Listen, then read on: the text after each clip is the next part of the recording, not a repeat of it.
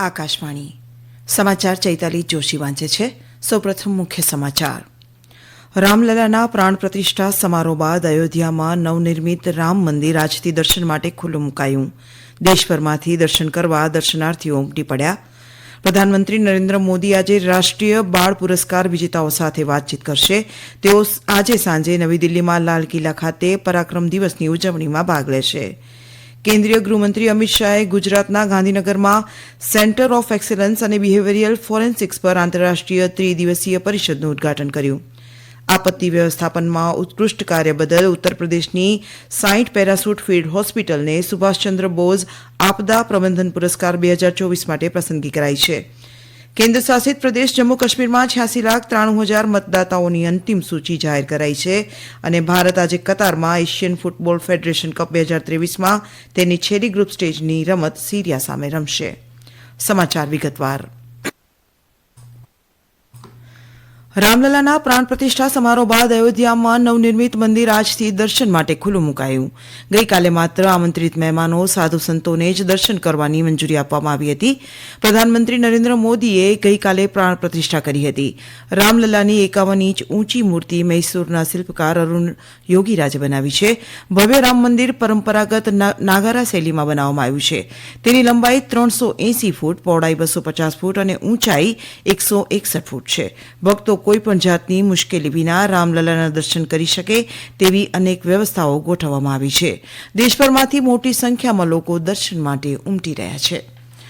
પ્રધાનમંત્રી નરેન્દ્ર મોદી આજે રાષ્ટ્રીય બાળ પુરસ્કાર વિજેતાઓ સાથે વાતચીત કરશે. આ પુરસ્કાર વિજેતાઓ 26મી જાન્યુઆરીના રોજ ગણતંત્ર દિવસની પરેડમાં પણ ભાગ લેશે. તો બીજી તરફ રાષ્ટ્રપતિ દ્રૌપદી મુર્મુએ ગઈકાલે નવી દિલ્હીમાં 19 બાળકોને પ્રધાનમંત્રી રાષ્ટ્રીય બાળ પુરસ્કાર 2024 એનાયત કર્યા હતા. કલા અને સંસ્કૃતિ, બહાદુરી અને નવીનતા, સમાજ સેવા અને રમતગમત ક્ષેત્રે તેમની સિદ્ધિઓ માટે દેશના તમામ પ્રદેશોમાંથી પુરસ્કાર મેળવનાર બાળકોની પસંદગી કરવામાં આવી હતી. કેન્દ્રીય ગૃહમંત્રી અમિત શાહે ગુજરાતના ગાંધીનગરમાં નેશનલ ફોરેન્સિક સાયન્સ યુનિવર્સિટી ખાતે ડિજિટલ ફોરેન્સિક્સમાં સેન્ટર ઓફ એક્સેલન્સ અને બિહેવિયરલ ફોરેન્સિક્સ પર આંતરરાષ્ટ્રીય ત્રિદિવસીય પરિષદનું ઉદઘાટન કર્યું.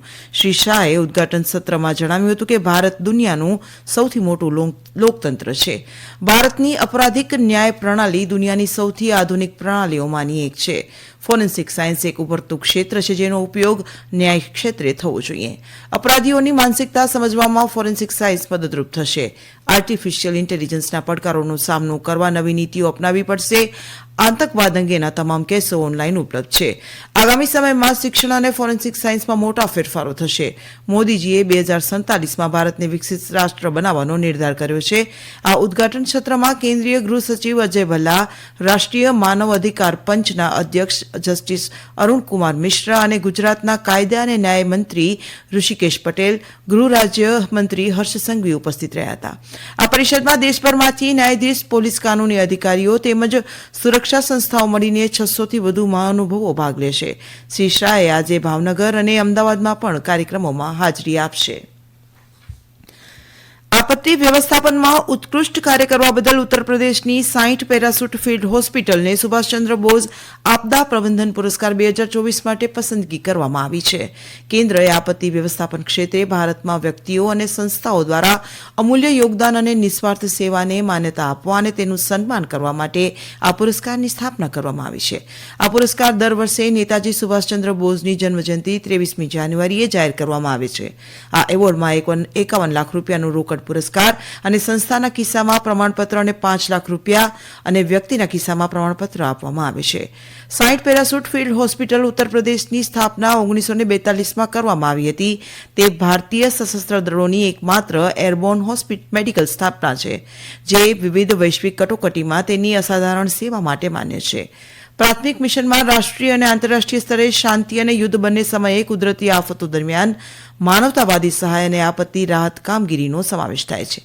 ઉલ્લેખનીય છે કે આ યુનિટે 2013માં ઉત્તરાખંડમાં આવેલા પૂર, 2015માં મૈત્રી નામ હેઠળ નેપાળના ભૂકંપ અને 2018માં સમુદ્ર મૈત્રીના ઓપરેશનના ભાગરૂપે ઇન્ડોનેશિયાની સુનામી દરમિયાન તબીબી સહાય પૂરી પાડી હતી.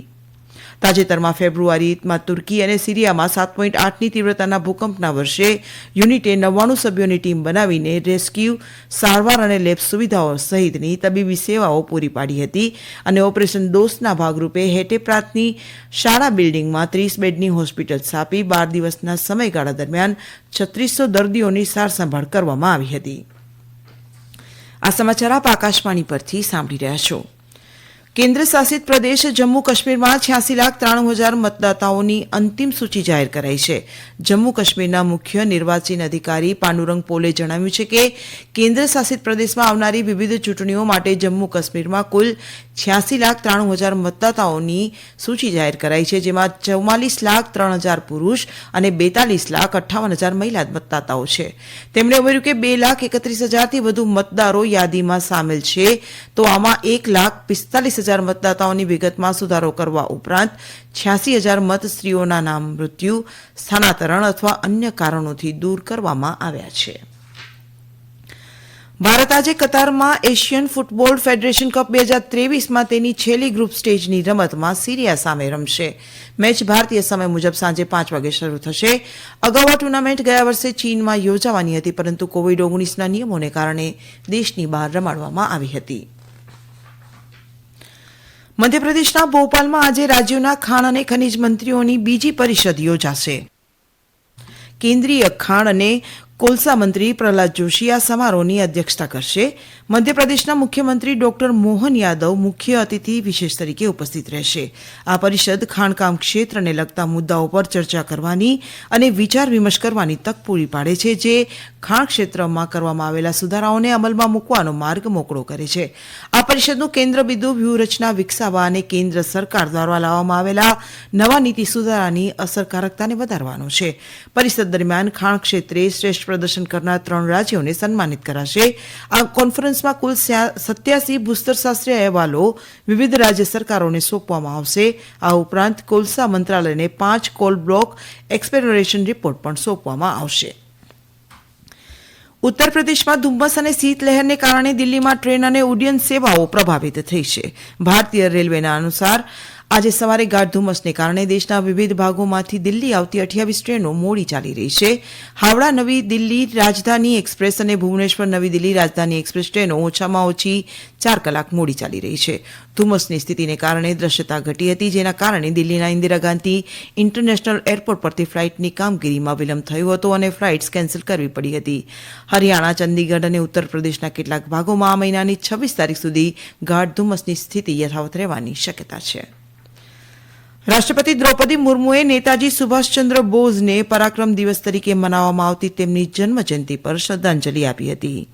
ભારતીય સ્વતંત્રતા સંગ્રામ પર તેમની ઊંડી અસરની પ્રશંસા કરતા રાષ્ટ્રપતિ મુર્મુએ કહ્યું હતું કે રાષ્ટ્ર હંમેશા નેતાજીને ખૂબ જ કૃતજ્ઞતા સાથે યાદ કરશે. પ્રધાનમંત્રી નરેન્દ્ર મોદીએ પરાક્રમ દિવસ પર ભારતવાસીઓને શુભેચ્છા પાઠવતા એક સોશિયલ મીડિયા પોસ્ટમાં કહ્યું કે આજે નેતાજીના જીવન અને હિંમતનું સન્માન કરે છે. પ્રધાનમંત્રી મોદીએ વધુમાં ઉમેર્યું હતું કે દેશની આઝાદી માટે નેતાજીનું અતૂટ સમર્પણ સતત પ્રેરણા આપે છે. સંસદ સદનમાં લોકસભા અધ્યક્ષ ઓમ બિરલા, રાજ્યસભાના ઉપાધ્યક્ષ હરિવંશ, રાજ્યસભામાં વિપક્ષના નેતા મલ્લિકાર્જુન ખડગે, કેન્દ્રીય મંત્રી ડોક્ટર જીતેન્દ્રસિંહ અને અર્જુન રામ મેઘવાલ અને સંસદ સભ્યોએ આજે નેતાજી સુભાષચંદ્ર બોઝને પુષ્પાંજલિ અર્પણ કરી હતી.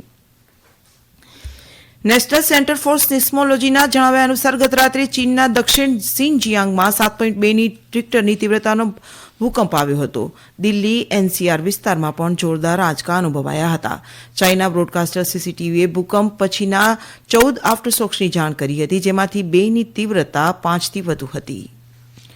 પ્રધાનમંત્રી નરેન્દ્ર મોદીએ બાળાસાહેબ ઠાકરેને તેમની જન્મજયંતિ પર શ્રદ્ધાંજલિ આપી હતી. એક સોશિયલ મીડિયા પોસ્ટમાં તેમણે કહ્યું હતું કે બાળાસાહેબ એક મહાન વ્યક્તિ હતા, જેમની મહારાષ્ટ્રના રાજકીય અને સાંસ્કૃતિક ક્ષેત્ર પરની અસર અજોડ છે. અંતમાં મુખ્ય સમાચાર ફરી એકવાર. રામલલાના પ્રાણ પ્રતિષ્ઠા સમારોહ બાદ અયોધ્યામાં નવનિર્મિત રામ મંદિર આજથી દર્શન માટે ખુલ્લું મુકાયું. દેશભરમાંથી દર્શન કરવા દર્શનાર્થીઓ ઉમટી પડ્યા.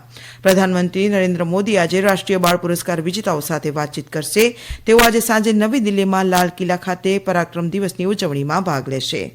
કેન્દ્રીય ગૃહમંત્રી અમિત શાહે ગુજરાતના ગાંધીનગરમાં સેન્ટર ઓફ એક્સેલન્સ અને બિહેવિયરલ ફોરેન્સિક્સ પર આંતરરાષ્ટ્રીય ત્રિદિવસીય પરિષદનું ઉદઘાટન કર્યું. આકાશવાણી પરથી સમાચાર પૂરા થયા.